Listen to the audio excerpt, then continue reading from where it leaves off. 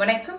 சாவித்திரி வீட்டு சமையலுக்கு உங்களை வரவேற்கிறேன். இப்போ அருமையான சுவையில் சத்தான பாரம்பரியமான சிறுதானியத்தில் திணை அரிசி வச்சு வெண்பொங்கல் தாங்க செய்ய போகிறோம். இது வித்தியாசமான சுவையில் நல்லா இருக்குங்க. இந்த மாதிரி முறையில் நம்ம செய்து கொடுக்கும் போதுங்க சின்னவங்கலேருந்து பெரியவங்க வரைக்கும் விரும்பி சாப்பிடுவாங்க. இதுக்கு எல்லா விதமான சாம்பார், குருமா, சட்னி எல்லாமே வச்சு சாப்பிட ரொம்ப அருமையாக இருக்குங்க.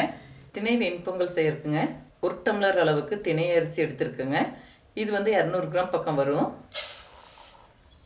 இது கூடவே பாதி அளவுக்கு பாசிப்பருப்பு எடுத்துக்கலாங்க. எந்த டம்ளரில் 1 டம்ளர் அளவுக்கு திணை எடுத்துமோ அதே டம்ளரில் அரை டம்ளர் அளவுக்கு பாசிப்பருப்பு. இதை நல்லா கழுவி எடுத்துக்கலாம். நம்ம குக்கரில் வைக்கிறதுனாலங்க இந்த திணை அரிசி சிறுதானியமெல்லாம் ரொம்ப நேரம்லாம் ஊற வைக்க வேண்டியது இல்லைங்க.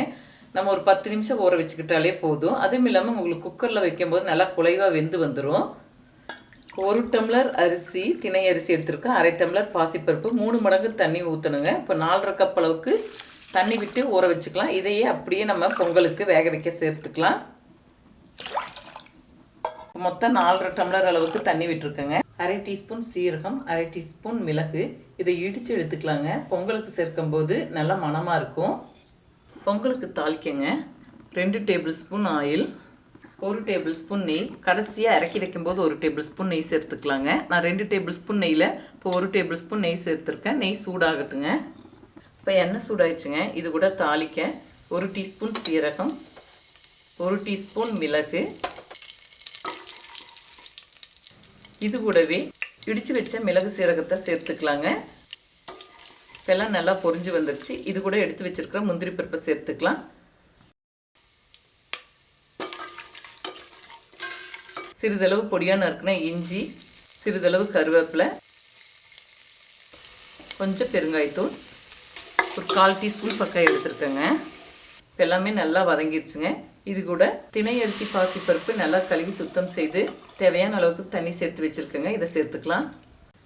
தேவையான அளவுக்கு உப்பு சேர்த்துக்கலாங்க.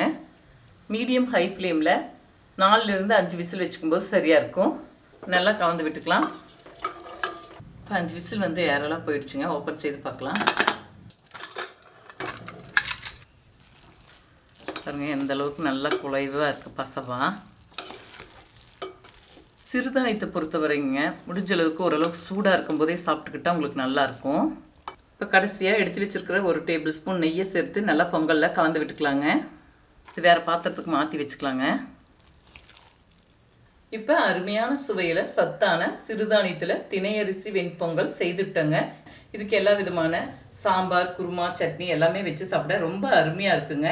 இதே முறையில் செய்து பாருங்கள். இந்த வீடியோ பிடிச்சிருந்தா லைக் பண்ணுங்கள், ஷேர் பண்ணுங்கள், சப்ஸ்கிரைப் பண்ணுங்கள், கமெண்ட்ஸ் பண்ணுங்கள். அடுத்த வீடியோவில் சந்திக்கலாம்.